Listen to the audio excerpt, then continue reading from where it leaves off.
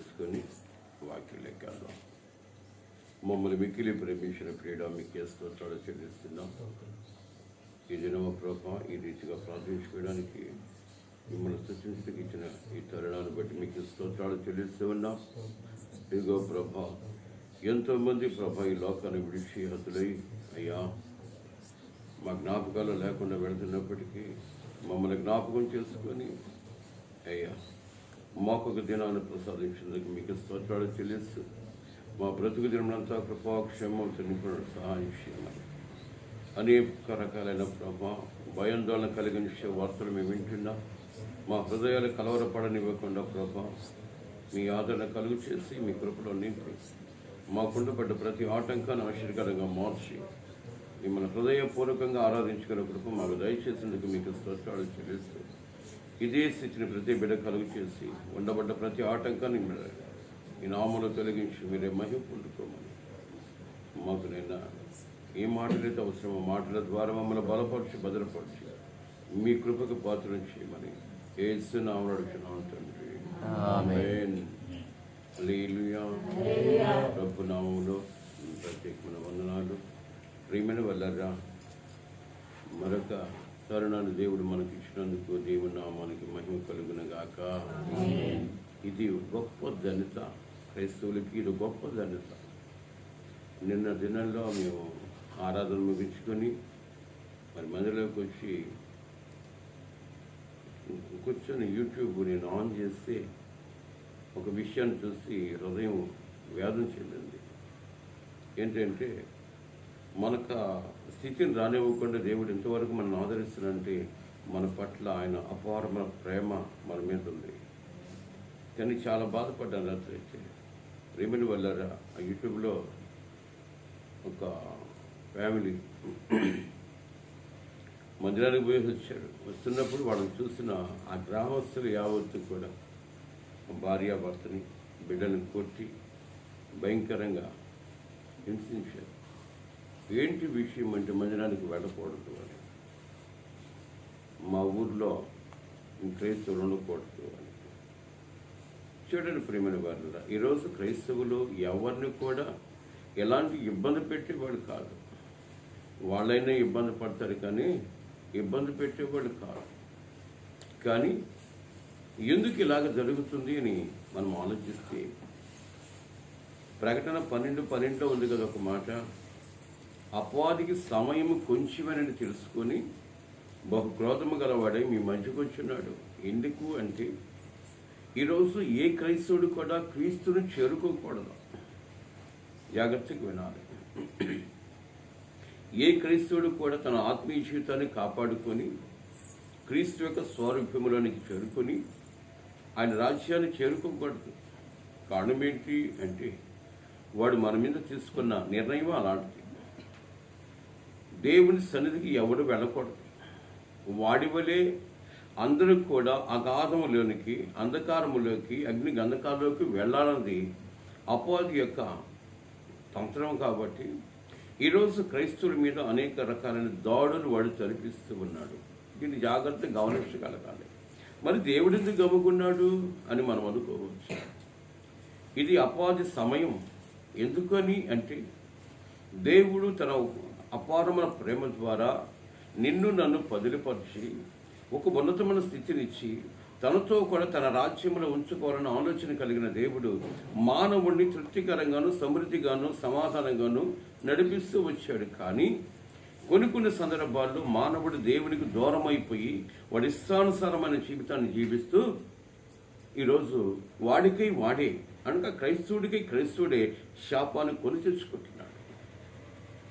కారణం ఏంటి అంటే తన వయసును బట్టో, తన యొక్క శరీర స్థితిని బట్టో ఇప్పుడు అనుభవించకపోతే ఇంకెప్పుడు అనుభవిస్తాం, ఇప్పుడు కోరికలు తీర్చుకోకపోతే ఇంకెప్పుడు కోరికలు తీర్చుకుంటాం. కాబట్టి ప్రేమని వల్లరా ఎవడు చూశాడు, ఎవడు చేశాడు అన్న ఆలోచనతో దేవుని నుంచి దూరం అయిపోతున్నారు. కాబట్టి ఈరోజు ఇలాంటి విపత్తులు మన మీద దాడి చేస్తున్నాయి. క్రైస్తవుడు అనేవాడు ఎవరిని ఇబ్బంది పరచకుండా తను తానుగా దేవుణ్ణి ఆరాధించుకుంటూ ప్రపంచ శాంతి సమాధానం కొరకు కూడా మొరపెట్టేవాడు క్రైస్తవుడు. కానీ మనుషులకి అది అర్థం కాదు. కానీ వారిలో ఉన్న బలహీనతని బలపరుచుకున్న అపవాది వాళ్ళల్లో చేరి క్రైస్తవుల మీద అనేక రకాలైన ఇబ్బందులు పెట్టడానికి మతోన్మాదుల టైపులో ఏమండి మనకు చాలా ఇబ్బందులు కలుగు చేస్తున్నారు. కానీ ఈరోజు ప్రభు పేరిట మిమ్మల్ని అర్థిస్తున్నది ఏంటి అంటే, మనము ఉన్న కాలములో దేవునికి సన్నిహితులమై చేరువలో బ్రతకాలన్నదే దేవుని యొక్క ఉద్దేశము. కాబట్టి పరిశుద్ధ లేఖన భాగంలో ఒక చిన్న మాట గమనించి, ఎపిసి పత్రిక 5వ అధ్యాయము 15వ వాక్యం మనకు బాగా తెలిసిన మాటే. జాగ్రత్తగా వినాలి. దినములు చెడ్డవి కనుక ఇక్కడ చాలా జాగ్రత్తగా వినాలి. దినాలు చెడ్డవి ఉన్నాయి. ఇప్పుడు ఉండబడ్డ దినాలు చాలా విపత్తు కలుగుతున్నాయి. చాలా అపాయకరమైన దినాలు. దీన్ని ముఖ్యంగా గమనించగలిగితే దేవుని రాకడలో అనేక సూచనలు దొరుకుతాయి. దీనిని బట్టి నేను త్వరగా వస్తున్న ఆలోచన మీరు కలిగి ఉండాలి అని దేవుడు పురాతన కాలంలో చెప్పున్నాడు. కానీ చాలామంది నన్ను కొన్ని ఇబ్బందులు పెట్టారు ఇటీవల. ఏంటి అంటే, మా పితరుల కానీ చెప్తూ ఉన్నారు, మా తాతలు కూడా చెప్పారు ఇదే మాట, దేవుడు వస్తాడని. కాలాలు దొరికిపోతూ ఉన్నాయి, కానీ ఆయన ఇంకా రాలేదు, కాబట్టి మీరు చెప్పేదంతా అబద్ధమేను అని. నేను ఒక మాట చెప్పాను, నేను చెప్పేది అబద్ధం కావచ్చు, కానీ నేను పట్టుకున్న ఈ సత్య గ్రంథం మటుకు అబద్ధం కాదు. దీనిలో ఒక సున్నైన ఒక పొలాన్ని తప్పిపోదు. కాబట్టి దేవుడు త్వరగా వస్తాడు, తప్పకుండా వస్తాడు. మరి ఎప్పుడు వస్తాడు? మేము చిన్నతనం నుంచి మా నాన్నోళ్ళు అదే విన్నారంట, మా తాతోళ్ళు అదే విన్నారు, ఇప్పుడు మేము ఇదే వింటున్నాం, మా బిడ్డలకు అదే మేము బోధించుకుంటున్నాం. దీనివల్ల మాకు జరిగేది ఏంటి అంటే, నేను ఒక మాట చెప్పాను, దేవుడు ఇంకా తన రాకడను ఆలస్యం ఎందుకు చేస్తానంటే, మనలాంటి బుద్ధిహీనులు ఇంకా బుద్ధి తెలుసుకొని దాని వైపు తిరగలేదన్న ఆలోచనతో ఆయన రాకడ ఆలస్యం చేస్తూ ఉన్నాడు. దేవుని స్తోత్రం. అది మనం గమనించట్లేదు. ఆయన ఇంకా రాకడ ఎందుకు ఆలస్యం చేస్తున్నాడు? ఆయన రావాల్సిన దినాన్ని ఇంత పొడిగించుకున్నాడు. కారణం ఏంటి అంటే, దేవుని వాక్యాన్ని వింటూ కూడా దేవునికి చేరువులోకి రాకుండా, దేవుని యొక్క వాక్యానుసారమైన జీవితాన్ని జీవించకుండా వ్యతిరేకమైన జీవితాన్ని జీవిస్తూ ఇది క్రైస్తవం అంటూ బ్రతుకుతున్నాం. కాబట్టి మనల్ని బట్టి ఇంకా ఆయన రాకడ ఆలస్యం అవుతుందన్న ఆలోచన నీకు నాకు కలిగి ఉండాలి. దాన్ని బట్టి ఆయన రాకడ ఆలస్యం అవుతుంది. కానీ ఎప్పుడైతే మానవుడు పరిపూర్ణుడు అవుతాడో ప్రభు తప్పకుండా వస్తాడు, నిన్ను నన్ను తనతో కూడా తీసుకెళ్తాడు. దేవుని స్తోత్రం. గమనించాల్సిన ముఖ్యమైన విషయం ఏంటంటే, ఈ దినాలు చెడ్డ దినాలు అయినప్పటికీ కూడా ఆయన రాకడ వస్తుందన్న ఆలోచన లేకుండా మానవుడు ఇష్టానుసారమైన విచ్చలవిడిగా బ్రతుకుతూ ఉన్నాడు. ప్రేమను వల్లరా నేనే గనుడును బలాఢ్యుడును అనుకున్నట్లుగా బ్రతుకుతూ ఉన్నాడు. నిన్నటి దినంలో ఇక్కడ ఆరాధన ముంచుకొని మేము వెళ్తూ ఉన్నాం. ఒకడు వికారమైన వ్యక్తి బండి మీద వెళుతూ కారుకు ముందు ఇలాగ తిప్పుతూ ఉన్నాడు నన్ను చూసి. ఎందుకంటే వెనకాల సిలువ కనపడింది. వాడున్నాడు, అపవాది ఏరైపోయాడు. వాడు తాగేసి వాడు అలాగిలాగ తిప్పుతూ హ్యాండ్ వదిలేసి చేతులు లాక్కుంటూ పోతుంటే నేను అనుకున్నాను ఒక మాట, ఇలాంటి మూర్ఖులు బుద్ధిహీనులు ఉన్నారు కాబట్టి దేవుడు ఇంకా ఆలస్యం చేస్తున్నాడు. ఇలాంటి పనికి మానడు కూడా మారాలన్న ఉద్దేశము ప్రభువుకు ఉంది కనుక దేవుని స్తోత్రం. హల్లెలూయా. ఇంకా లోకంలో ఉన్న ప్రతి దానికి పరుగులు తీస్తూ మానవుడు తనకున్నబడ్డ ఆ యొక్క జీవిత విధానాన్ని చెడుపుకుంటున్నాడు. అందుకంటే దినములు చెడ్డై ఉన్నాయి, అనేక రకాలైన వేదన గురికి అనేక మంది అవుతున్నప్పటికీ కూడా నీకు నాకు దాన్ని కలుగు చేయకుండా దేవుడు ఆదరిస్తున్నందుకు ఆయనకి చెల్లించే కృతజ్ఞత ఎలాంటిది? ఎలాగ దేవుని మహిమపరచగలుగుతున్నాం? ఇంకా మనము మన యొక్క బలహీనతే కావచ్చు, మన సుఖాన్ని కావచ్చు అనుభవిస్తున్నామే. కానీ ఈ లోకములో సుఖపడే ప్రతి సుఖము కూడా తాత్కాలికమేదని గుర్తెరగాలి. ఈరోజు దేవుడు నీకు ఇచ్చే సుఖభోగం ఏంటంటే, యుగయుగాలు దేవునితో నివాసము చేసే కృపని దేవుడు మనకందరికి కలుగు చేయాలనుకుంటున్నాడు. దేవుని స్తోత్రం. కానీ దాన్ని తొలగించడానికి అపవాది ఈరోజు అనేక రకాలైన ప్లాన్లు వేస్తున్నాడు. అనేక మందిలో దూరి నీ ఆత్మీయ జీవితాన్ని చెడపాలనుకుంటున్నాడు. కాబట్టి దేవుడు ఒక మాట అంటాడు, ప్రభు దొరికి కాలములో ఆయన వెతకండి. దేవుని స్తోత్రం. ఆయన దొరికి కాలములో ఆయన వెతకండి. ఆయన దొరికి కాలంలో వెతికినప్పుడు ఆయన కనుగొంటాం. కానీ ఏమండి, యేసుప్రభు కాలంలో యేసుప్రభుని సిలువేసిన తర్వాత సమాధిలో పెట్టారు.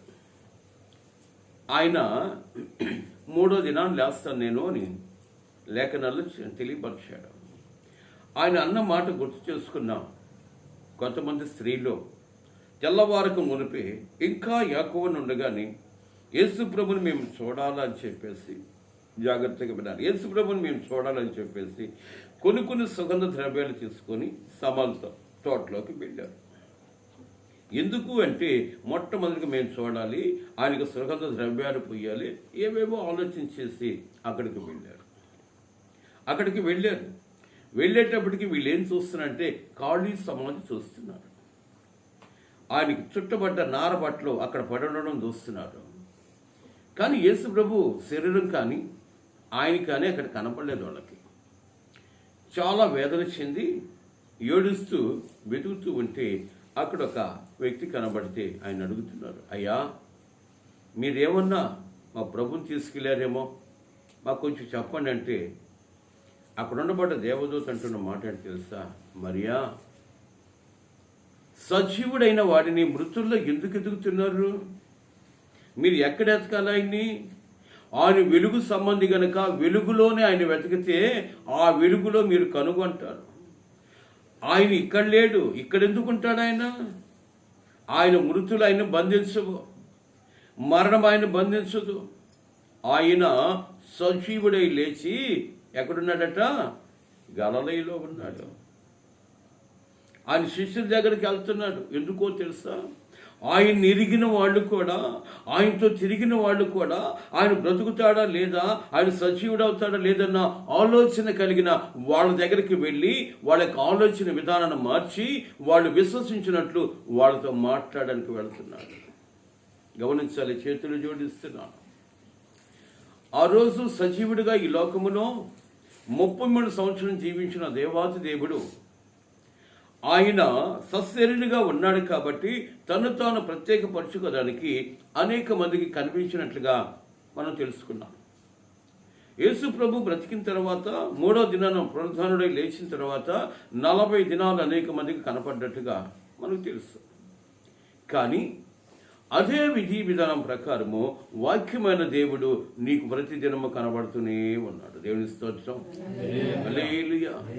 వాక్యాన్ని నమ్మిన ప్రతి ఒక్కడు కూడా ప్రతిదినము దేవుని చూస్తూనే ఉన్నాడు. దేవుని స్తోత్రం. హల్లెలూయా. విశ్వసించగలిగితే, దీనికి విలువ కట్టగలిగితే, నీ చేతిలో ఉన్న ఈ బైబిల్కి విలువ కట్టగలిగితే ప్రతి దినము నీ ప్రభు నీతో మాట్లాడడానికి ఇష్టపడతాడు. ప్రతిదినం ఆయన నువ్వు చూస్తూనే ఉంటావు భయభక్తులు కలిగి ఉండగలిగితే. దీని విలువ మనకు తెలియక ఇష్టానుసరమైన జీవితాన్ని జీవిస్తూ లోకములో ఉన్న వాటిని ఆస్వాదిస్తూ దేవునికి దూరం అయిపోతున్న ఈ దినము ప్రభు నీతో మాట్లాడుతున్న మాట ఏంటంటే, నీ దినాలు చెడ్డయి ఉన్నాయి కాబట్టి నీ సమయం నీకు తెలీదు. ఏ సమయంలో ఈ లోకాన్ని విడిచిపెడతావో తెలీదు. ఆ సమయం నీ చేతులేక రాకమనిపే ఆ సమయాన్ని సద్వినియోగం చేసుకోమని దేవుడి ఈ ఉదయకాల సమయంలో నీతో మాట్లాడుతూ ఉన్నాడు. దేవుని స్తోత్రం. హల్లెలూయా. కాబట్టి ప్రియమైన వారలారా, ఏ స్థితి కలిగి ఉన్నామో జ్ఞాపకం చేసుకోవాలి. ఎలాంటి విధానం కలిగి ఉన్నామో జ్ఞాపకం చేసుకోవాలి. ఈరోజు మరి మీరు కాకపోయినా కొంతమంది మన చర్చి వాళ్ళు కూడా పాపం ఈ ఉదయకాల సమయంలో లేచి రావడానికి చాలా ఇబ్బంది పడిపోయి నా మీద సనుక్కునే వాళ్ళు ఉంటారేమో. దీనివల్ల కూడా కొన్ని ఇబ్బందులు తెచ్చుకునే వాళ్ళంగా మనం ఉంటాం. కారణం ఏంటి? ఇక్కడ చదవబడిన వాక్య భాగాన్ని మనం గమనించగలిగితే ఏమండి, దినములు దినాలు చెడ్డవి. ఎందుకు చెడ్డవి అంటే నీ ఆత్మీయ జీవితాన్ని చెడపడానికి రకరకాలైన ప్రయోగాలు జరుగుతున్నాయి. ఈ దినాన రకరకాలైన ప్రయోగాలు జరుగుతూ ఉన్నాయి.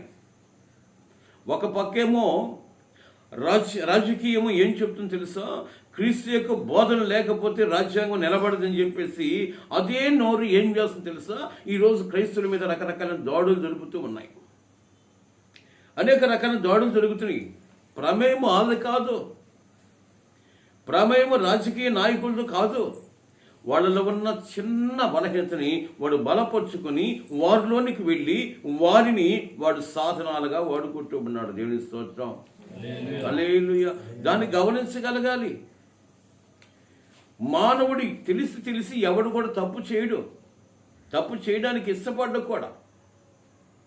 కానీ ఎందుకు జరుగుతున్నాయి తప్పులంటే వాళ్ళ ఉన్న కాస్త చిన్న బలహీనతని వాడు బలంగా వాడుకొని తప్పు చేయించి వాడు కోరిక నెరవేర్చుకొని వాడు వెళ్ళిపోతాడు.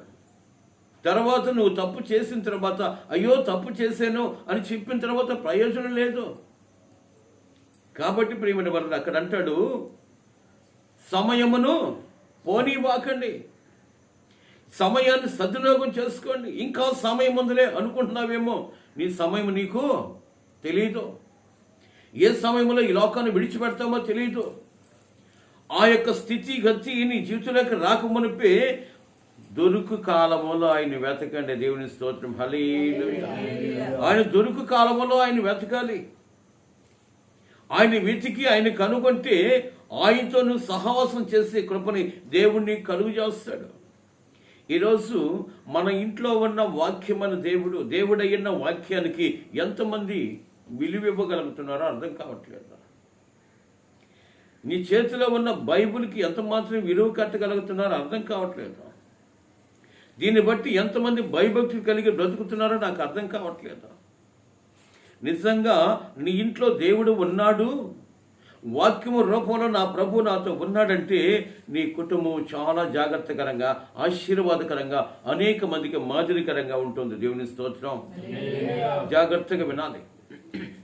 నిజంగా నీ ఇంట్లో ఉన్న వాక్యమైన దేవుడయ్యున్న వాక్యము నీ ఇంట్లో ఉంది కనుక నీ ప్రతి కదలిక నా దేవుడు చూస్తాడన్న ఆలోచన పరిజ్ఞానం ఉండగలిగితే క్రైస్తవుడు ఎన్నడూ కూడా ఏ చిన్న పొరపాటు చేయడానికి కూడా ఇష్టపడ్డాం. గమనించాలి. ఈరోజు ఆ యొక్క ఆలోచన లేకుండా బ్రతుకుతున్నాం కాబట్టి భార్యాభర్తల మధ్య గొడవలు, బిడ్డల మధ్య గొడవలు, ఇష్టానుసరమైన జీవితము, వాళ్ళకి ఇష్టం వచ్చినట్టుగా తన శరీర సుఖం కొరకు ఏవేవో అలవాట్లు చేసుకొని తన ఇంటిని కొల్లోడుగా చేసుకుంటున్నాడు. కారణం ఏంటంటే నీ ఇంట్లో దేవుడు ఉన్నాడన్న ఇంగిత జ్ఞానం లేకపోవటం వల్ల.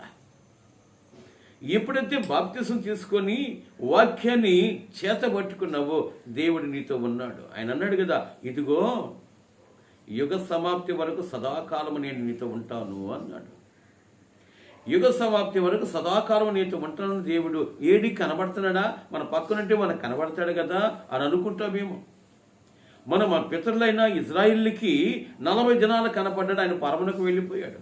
కానీ వారికి మించిన ధన్యులు మనము. దేవుని స్తోత్రం. నీకు ఆ మర్మము అర్థం కానిదో లేదో నాకు తెలియదు, కానీ నిజంగా కూడా వారికి మించిన ధన్యులు మనము. ఎందుకో తెలుసా? వాక్యమైన దేవుడు మన చేతికి చిక్కాడు. దేవుని స్తోత్రం. మనం ఎంతటి ధన్యులమో తెలుసా? వాక్యమైన దేవుడు నీ చేతికి చిక్కాడు. ఈరోజు ఆయన నీకు చేరువులో ఉన్నా కూడా ఆయన కనుగొనకుండా నీ ఇష్టానుసారమైన జీవితాన్ని జీవిస్తున్నావు. ఎంతటి ధన్యులమో తెలుసా?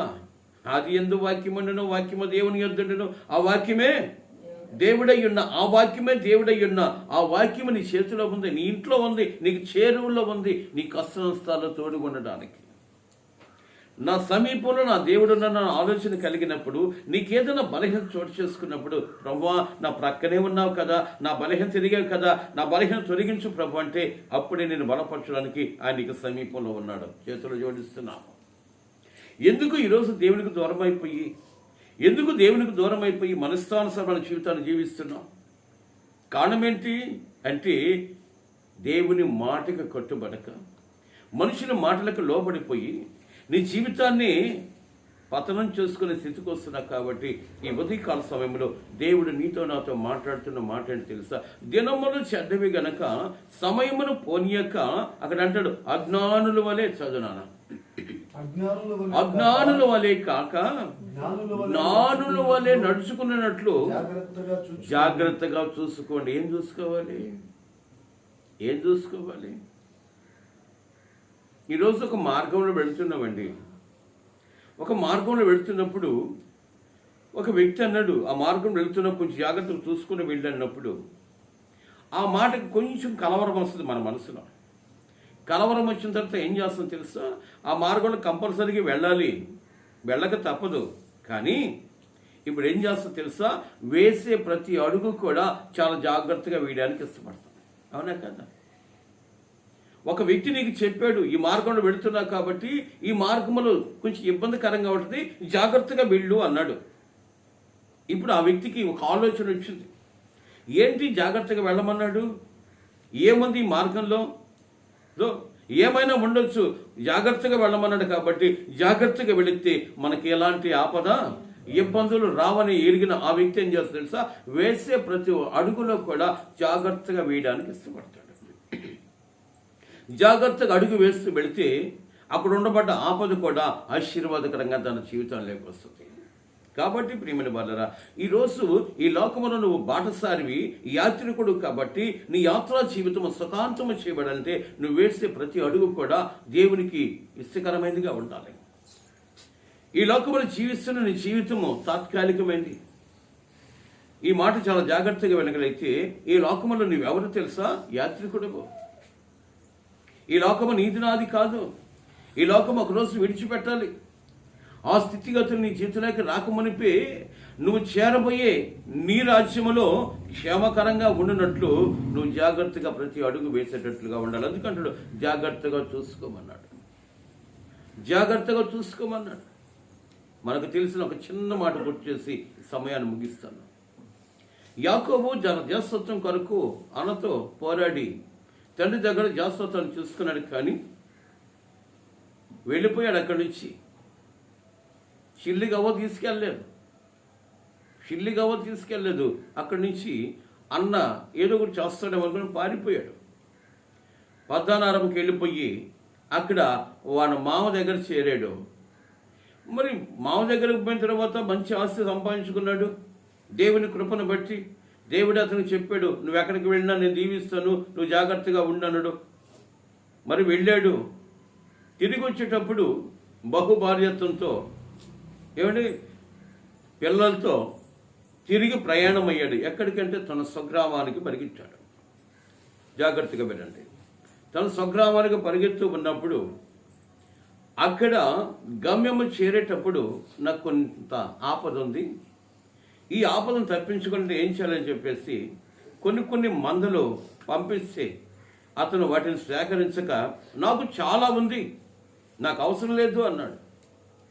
ప్రేమిని వాళ్ళరా, అనేక మంది పనివారు చెప్పారు,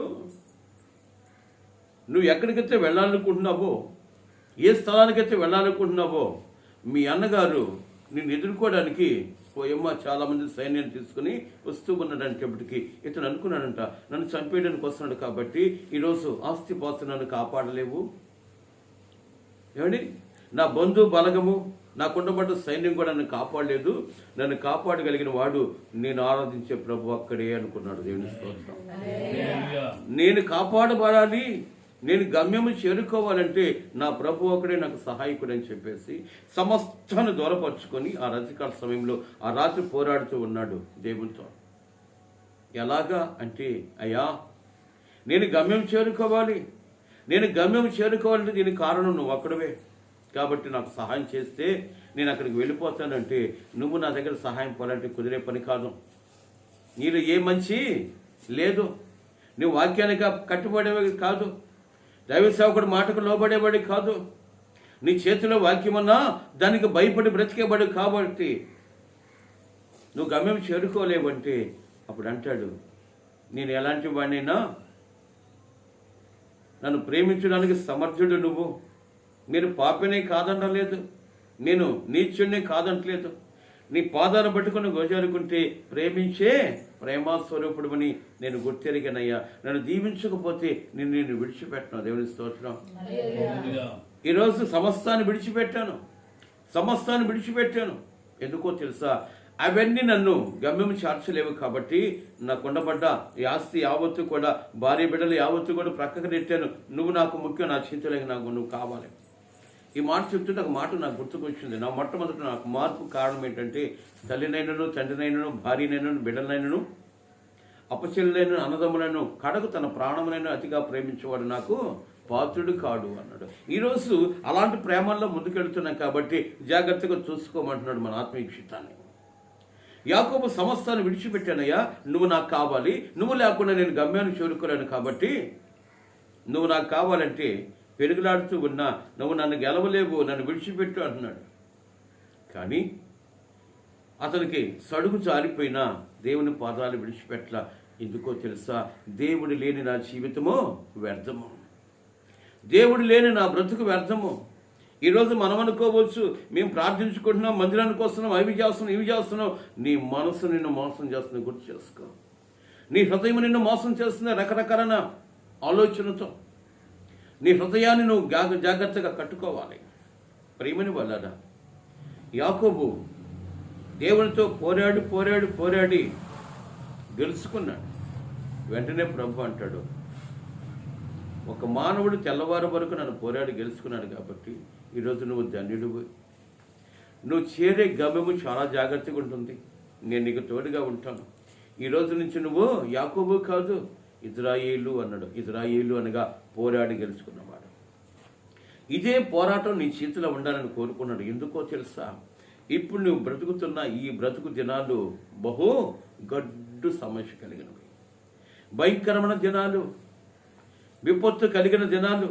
ఏ క్షణంలో మన మీదకి అపోది దాడి చేస్తున్నట్టు తెలియని దినాల్లో నువ్వు జాగ్రత్త కలిగి నువ్వు వేస్తే ప్రతి అడుగు కూడా దేవునికి ఇష్టకరమైనదిగా ఉండాలని ప్రభు పేట మనం చేస్తూ ఉన్నాం. ప్రేమని వాళ్ళారా, ఈరోజు ఈ సమయము మీకు కొంచెం భారంగా ఉండొచ్చమ్మా. నేను కూడా శరీరం కలిగిన వాడిని, నాకు భారం ఉంటుంది, మీకన్నా పెద్ద వయసు కలిగిన వాడిని. కానీ నాలో ఉన్న భయం ఏంటో తెలుసా? నేను గమ్యము చేరుకోవాలంటే నా దేవునితో సహవాసం చేయాలి. నేనే కాదు కానీ నాకు ఇచ్చిన నా బిడ్డలందరూ కూడా దేవుని యొక్క సహవాసములో దేవుని రాజ్యము చేరుకోవాలన్న తపనతోనే ఈ కార్యాన్ని మేము జరిగిస్తూ ఉన్నాం. కాబట్టి ప్రియమైన వాళ్ళ అక్కడ అంటాడు, దినములు చెడ్డవి గనక సమయమును పోనీయక సద్వినియోగం చేసుకొనొచ్చు, అజ్ఞానుల వలె కాక. సద్వినియోగం అనేటప్పుడు మాట గుర్తుకుని ఇక్కడ విశదీకరించి చాలా శౌర్యం ఉంది దీంట్లో. సమయాన్ని సద్వినియోగం చేసుకోమన్నాడు. కొంచెం దుర్వినియోగం చేసుకుంటుంటారు. సమయం ఉన్నప్పుడు దయచేసి మనం తిట్టుకున్న పర్లేదు. సమయం ఉన్నప్పుడు కొన్ని సందర్భాల్లో కొన్ని స్థలాల్లో కూర్చొని వ్యర్థమైన మాటలు మాట్లాడుకుంటుంటాం. ఈ మాటను చాలా జాగ్రత్తగా గుర్తు చేసుకోండి. నా హృదయపూర్వక వందనాలు పెడుతున్నాను. అదే సమయంలో దేవుని రాకడ వస్తే నువ్వు ఎత్తబడతావా విడవబడతావా ఆలోచించాలి. చాలా జాగ్రత్తగా వినాలి ఈ మాట. నువ్వు ఉండబడ్డ సమయాన్ని సద్వినియోగం చేసుకున్నట్టు ఏం చేయాలి తెలుసా? నీ హృదయంలో దేవుణ్ణి ఆరాధించుకుంటూ నువ్వు చేసే పనిలో నువ్వు ముందుండాలి. పని ముగి చేసుకుని మోకాళ్ళ మీద కూర్చొని ఆరాధించమని చెప్పలేదు ఆయన. నీ హృదయం ఖాళీగా ఉంటుంది కనుక నువ్వు ఎక్కడ ఉన్నా, ఏ ప్రాంతంలో ఉన్నా, తిరుగుతూ ఉన్నా, చేస్తూ ఉన్నా నీ హృదయంలో దేవుని ధ్యాస, దేవుని యొక్క ఆలోచనలో ఉంటే అపవాది నీ మీద దాడి చేయడానికి ఇష్టపడ్డా. అందుకని అంటాడు సద్వినియోగం చేసుకోండి ఉన్న సమయాన్ని. కానీ కొన్ని సందర్భాల్లో కొన్ని ప్రాంతాల్లో కూర్చొని వ్యర్థమైన పలుకులు, వ్యర్థమైన మాటలు, ఇలాంటి స్థితిలో అంటే అప్పుడు కూడా వస్తాడా అనుక్షమో దేవుడు అంటాడు, ఏ క్షణమో ఏ గడియో తెలియదు కాబట్టి ఏం చెప్పాడు ఆయన? మెలకువ కలిగి ఉండమన్నాడు. ఏ క్షణమో ఏ గడియో తెలియదు కనుక మెలకువ కలిగి ఉండమన్నాడు. కాబట్టి ప్రియమైన వాళ్ళరా, ఆ ఉండబడ్డ సమయాన్ని కూడా నువ్వు సద్వినియోగం చేసుకోకుండా కిందకు వస్తే ఒక మాట అంటాడు, చూద్దాం.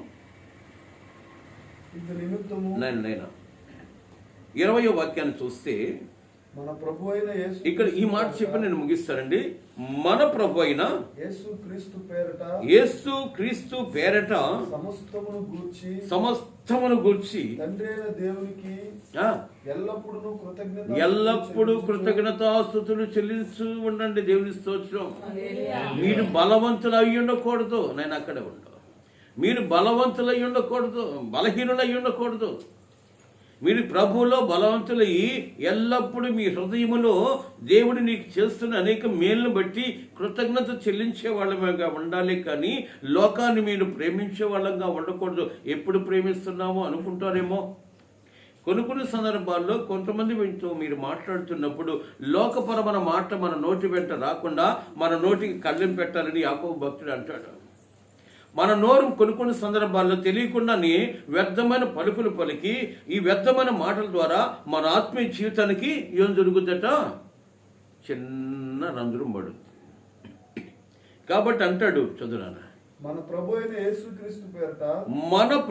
యేసుక్రీస్తు పేరట సమస్తమును గూర్చి తండ్రి అయిన దేవునికి ఎల్లప్పుడూ కృతజ్ఞతాస్తుతులు చెల్లించుచు క్రీస్తునందలి ఇక్కడ చాలా జాగ్రత్తగా క్రీస్తునంది భయముతో ఒకనికొకడు లోబడి ఉండు. దేవుని స్తోత్రం, హల్లెలూయా. ఏం భయంతో ఎవరి భయంతో ఉండము. మీ అన్న వస్తాడు, ఆయనతో పని కాదు, ఆడ కూర్చున్న ఎవరింటి కూడా మానేడు ఆయన. అట్లా పోతే ఆయనకి మళ్ళీ కోపం, తొందరగా వెళ్ళిపోతాం. ఇప్పుడు దాకా జరిపిన మంత్రాల తర్వాత సంగతి ఇప్పుడు ఏమొచ్చింది తెలుసా, భర్త అంటే భయం వచ్చింది. ఏమండి, అదే నిజమైన భయం. క్రీస్తునందు భయం ఉంటే ఆడకపోయి పనికి మాటలు మాట్లాడుకోం కదా. ఒకవేళ నువ్వు పోయినా నువ్వేం మాట్లాడు తెలుసా, నీవు నమ్ముకున్న నీ ప్రాణప్రియుడైనా నీ ప్రభువుని గురించి ఎదుటి వారికి చెప్తే నీవు బలా మంచి దాసురాలా, నా పట్ల నువ్వు కలిగిన భయాన్ని బట్టి ఇంకొను నేను బలపరచడానికి నా ప్రభు ఇష్టపడతాడు. దేవుని స్తోత్రం, హల్లెలూయా. ఏ స్థితిలో ఉన్నావు బిడ్డ, ఇది కూడా తప్పేనా అంటారేమో. ప్రభు అంటాడు, క్రీస్తునందు మీరు బలవంతులై ఉండండి. ఒక చిన్న మాట చెప్పనా, ఇలాంటి వ్యక్తి ఒక బంగళా కట్టాడు, ఒక బిల్డింగ్ కట్టాడు. బిల్డింగ్ కట్టిన తర్వాత రేపు ఓపెనింగ్ కాబట్టి భార్య, భర్త, బిడ్డలు, కొంతమంది వాళ్ళ బంధువులు అందరు వెళ్ళి ఆ ఇల్లంతా కింద కడిగి క్లీన్ చేసుకుంటారు. క్లీన్ చేసేటప్పుడు ఆ ఇంట్లో ఒక విచిత్రమైన శబ్దం వినబడుతుంది. భయమేసి కడగడం కూడా మగిచేసుకునేసి అందరూ బయటకు వచ్చేసారు. అదేంటి, ఇంట్లో కడుగు పెడితే సౌండ్ వస్తుంది, బయట రావట్లేదు ఆ సౌండ్. ఇంట్లోకి పెడితే సౌండ్ వస్తుంది.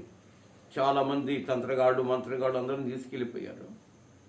ఎవరు పోయినా కూడా ఏవేవో పూజలు పునస్కారాలు చేశారు, కానీ చాలా జాగ్రత్తగా వెళ్ళండి. పూజలు పునస్కారాలు చేశారు, కానీ ఆ సౌండ్ మటుకు పోవట్లేదు. వచ్చిన ప్రతి ఒక్కళ్ళు కూడా వీలు కాక వెళ్ళిపోతా ఉన్నారు. ఒకనొక రోజు ఒక దైవ సేవకుని పిలిచారు. అలాంటి దైవ సేవకుని పిలిచిన తర్వాత ఆ దైవ సేవకుడు ఆ ఇంట్లోకి వచ్చి అలాగ తిరుగుతూ ఉన్నాడు. ఆ దైవ సేవకుడు ప్రార్థనాపూర్వకంగా ఉంటూ, ప్రభువా, ఎంతోమంది వచ్చారంట, ఎంతోమందికి ఇది వీలు కాక అందరూ వెళ్ళిపోయారు ప్రభువా, దీన్ని బయలుపరిచి నీ మహిమని ఈ కుటుంబం ద్వారా చాటుకో ప్రభువా, అసలు దీనికి కారణం ఏంటో ప్రభా, నీవు బలపరచకపోతే నేను బలహీనుడిని కదా, నా ద్వారే కదా మీరు మహింపరచబడాలి అని ప్రార్థన కలిగి ఉండి ఉపవాస ప్రార్థనతో ఆ ఇంట్లోకి వెళ్ళాడు. ఆ ఇంట్లోకి వెళ్ళిన తర్వాత ఇంట్లోకి అడుగు పెడతాని ఒక విచిత్రమైన శబ్దం వినబడుతుందంట. ఏంటి ఈ శబ్దం అని చెప్పేసి ప్రతి రూమ్ తిరుగుతూ ఉంటే ఒక రూమ్ దగ్గరికి వెళ్ళేటప్పటికి సౌండ్ అట్టా కొంచెం సౌండ్ తగ్గిందంట. ఆలోచించాడు, ఇదేదో అపాయకరమైనది కాదు, ఇదేదో ఒక విచిత్రమైనది అని చెప్పేసి ఆ రూమ్ అంతా అలాగ పరికించి చూస్తూ చెయ్యి అలాగ పెట్టాడంట గోడ మీద అలాగ చెయ్యి పెట్టేటప్పటికి ఒక దగ్గరకు పోయేటప్పటికి ఆ సౌండ్ ఆగిపోయిందంట. జాగ్రత్తగా వినాలి. ఆ సౌండ్ ఆగిపోయింది. మళ్ళా చేయి తీసాడు, దూరంగా వచ్చేటప్పటికి మళ్ళా అదే సౌండ్ వస్తుందట. మరలా చేయి పెట్టాడు, సౌండ్ ఆగిపోయింది. అప్పుడు ఆ దేవుని జ్ఞానముతో నింపబడ్డ దైవ సేవకుడు చెప్పిన మాట ఏంటి తెలుసా, అయ్యా, బిల్డింగ్ చక్కదనంగా కట్టారు, కానీ కొన్ని సందర్భాల్లో కొన్ని కర్రలు పెట్టి వాళ్ళు ఎత్తుగా వేసుకునేటప్పుడు ఆ రంధ్రాలు విడిచిపెడతారు కదా, ఆ రంధ్రాలు పోడ్చడంలో సన్న సందు ఉంది అవతల నుంచి యువతలకి. ఈ పడమటి గాలికి ఏం చేస్తుంది తెలుసా, ఆ పక్క నుంచి వీసే గాలి వీళ్ళలాగా ఇంట్లోకి వస్తుంది. ఆడ ఆపదేం లేదు, విపత్తు ఏం లేదు, ఆ ఇంట్లో ఎలాంటి హానికరమైనది ఏది ఆ ఇంట్లో లేదు. కానీ ఆ చిన్న సౌండ్, ఆ చిన్న హోల్లో గాలి జ్వరపడ్డం వల్ల ఆ గాలి ఏం చేస్తుంది తెలుసా, ఒక విచిత్ర సౌండ్. ఇప్పుడు పిల్లలు ఒక పీకి ఊతారు, ఏమంటుందని పీకిలు ఏదంటారు, అది ఊదినప్పుడు ఏమవుతుంది తెలుసా, ఈ గాలి ద్వారా ఆ హోల్లోనికి వెళ్ళి అదేమొస్తుంది, సౌండ్ వస్తుంది. గమనించాలి. అలాగే ఆ చిన్న హోల్లో నుంచి పడమటి గాలి దూరి ఆ గాలి ఏం చేస్తుంది తెలుసా, విచిత్రమైన సౌండ్. వెంటనే దైవ సేవకుడు చెప్పంట, ఇక్కడ పూర్తి చేసేయండి, ఈ సౌండ్ ఆగిపోతుంది. ప్రేమని వల్లరా ఎంత కారణం ఏంటి అంటే, ఎందుకు ఈ మాట చెప్పానంటే, నీవు బలవంతుడివే, దేవుల్లో బలంగా ఉన్నావు. కొన్ని సందర్భాల్లో చిన్న బలహీనతుడానికి వాడు ప్రవేశిస్తాడు. వినాలి, చిన్న బలహీనతే ఇది కూడానా అనుకున్నట్టుగా చిన్న బలహీనత ఏం చేస్తే తెలుసా, నీ జీవితాన్ని పతనం చేయడానికి వాడు వాయుమండల అధిపతి కాబట్టి నీలోనికి ఏ విధమైన చేతనే వాడు పరిగెత్తేసి నిన్ను బలపరిచి నీ జీవితాన్ని పతనం చేయడానికి ఇష్టపడతాడు. కాబట్టి ప్రభునందు మనము బలవంతులమై ఉండాలా. అట్టి కృప దేవుడు మనకందరికి కలుగు చేయనుగాక. కనుమొద్దాం, ప్రార్థన చేసుకుందాం. మమ్మల్ని మిక్కిలి ప్రేమించిన ప్రియుడా, మీకే స్తోత్రాలు చెల్లిస్తున్నాం. ఇంతవరకు మీరు మాట్లాడిన మాటలను బట్టి మీకు స్తోత్రాలు ప్రభా. అవునయ్యా, ఈ లోకంలో మేము బ్రతుకుతున్నామే, కానీ మా యొక్క నడవడిక, మా ప్రవర్తన, మా ఆలోచన జాగ్రత్తగా చూసుకునే స్థితి మర్చిపోతూ లోకానుసారమైన మాటల ద్వారా, లోకానుసారమైన స్థితిగతుల ద్వారా మా జీవితాన్ని పతనం చేసుకుంటున్నాం ప్రభా. ఏ స్థితిలో కూడా మీకు ఆయాసకరమైన జీవితం మేము జీవించకుండా అయ్యా, మా ప్రభు అయిన మీలో బలవంతులమై ఉంటూ మీ రాజ్యము చేరు వరకు ప్రభా, ఈ లోకములో అనేక మందికి మాదిరికరంగా, అనేక మందికి మార్గంగా మేము ఉండే కృప మాకు దయచేయమని కోరుచు. ఈ వాక్యము ద్వారా అనేక మందికి కనువిప్పు కలుగు చేసి ప్రియుడా, అనేక మంది మీ వైపు చూడగలిగిన కృప దయచేయమని కోరుచున్నాం. ఏ స్థితిలో కూడా మేము జారిపోయి అనుభవంలోనికి రాకుండా బలపరచబడుతూ అనేక మందిని బలపరచగలిగిన జ్ఞానముతో నింపబడి మీకు ఇష్టంగా ఉండే కృప దయచేయమని ఈ ఉదయకాల సమయంలో బలహీనులు కాక, నిద్రమత్తులు కాక, దొరుకు కాలములో మిమ్మల్ని వెతికి వెంటాడి మేము కనుగొని పరలోకము చేరే కృప మాకు దయచేయమని మమ్మల్ని అందరినీ మీ చేతులకు అప్పగించుకుంటూ అయ్యా, మత్తులు కాక, మాంతులు కాక మీ సన్నిధికి వచ్చిన ప్రతి ఒక్క బిడ్డ కుటుంబాన్ని దర్శించి వాళ్ళ ప్రతి అవసరం మీ నామములు తీర్చి మీరే మహిమ, ఘనత, ప్రభావములు పొందుకోమని యేసయ్య శ్రేష్టమైన నామములో అడిగి వేడుకొనిచున్నాను తండ్రి. ఆమేన్. మన పరమేశ్వరుడైన యేసు కృప, ఆయన కనికరము, ఆయన కాపుదలైన వాత్సల్యత ఇప్పుడు ఎల్లప్పుడూ సదాకాలము తోడుగా ఉంచి ఆయన వాక్యము ద్వారా మనం బలపరుస్తూ ఆయన సాధనలుగా మనం వాడుకొని పరలోక రాజ్యము చేరు వరకు ప్రభుత్వం మనం ఉండే కృపను దయచేయనుగాక. ఆమేన్. హల్లెలూయా. ప్రభు నామములో మీ అందరికీ నా హృదయపూర్వక వందనాలు. దేవుడు మీ కుటుంబాలు దర్శించి దీవించునుగాక.